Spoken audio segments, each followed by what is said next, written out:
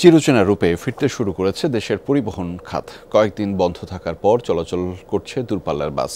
তবে পুরোপুরি কাটেনি আতঙ্ক, আর্থিক ক্ষতি কাটিয়ে ঘুরে দাঁড়ানোর লড়াই মালিক শ্রমিকদের। স্যান্ডেলিনা সো, রূপচর্চায় আভিজাত্য। টার্মিনালে পার্কিং ছিল দূরপাল্লার সব বাস। পরিস্থিতি স্বাভাবিক হতে শুরু করেছে চিরচেনা রূপে ফেনীর বাস কাউন্টারগুলো। চলছে গাড়ি। আমাদের সবাই টিপ দিয়ে বেতন, টিপ চালালে বেতন, না চালালে বেতন নাই। আমাদের মালিক কোনোরকম আমাদেরকে চালাই নিতেছে, কোনোরকম মালিকের লোকসান হলে আমাদেরকে চালাই নিতেছে। গাড়ি যদি চলে আমাদের জীবনযাত্রা সচল থাকে, গাড়ি যদি না চলে আমাদের অবস্থা খারাপ হয়ে যায়। ফেনীর মতো বদলাচ্ছে রংপুরের সড়ক মহাসড়কের চিত্র। যাত্রী বুঝে ছাড়ছে দূরপাল্লার বাস। পুরোপুরি কাটেনি আতঙ্ক। আল্লাহ ভরসা, আল্লাহর নাম নিয়ে আসছি, যাব, আল্লাহ মালিকে যা রাখছে। এই আমাদের একটা কর্ম করে খাইতে হবে তো নাকি? যেইভাবে চলে তাহলে আমরা কি খাই বাঁচবো? সকালে গেল, এখন 11:30টায় যাবে আর দুপুরে 1টায়, তারপরে যাত্রী হলে আবার যাবে। দেশ আস্তে আস্তে ভালো হয়ে যাবে এবং তাড়াতাড়ি ভালো হওয়ার চেষ্টা করেন, আমরা বাঁচতে পারবো।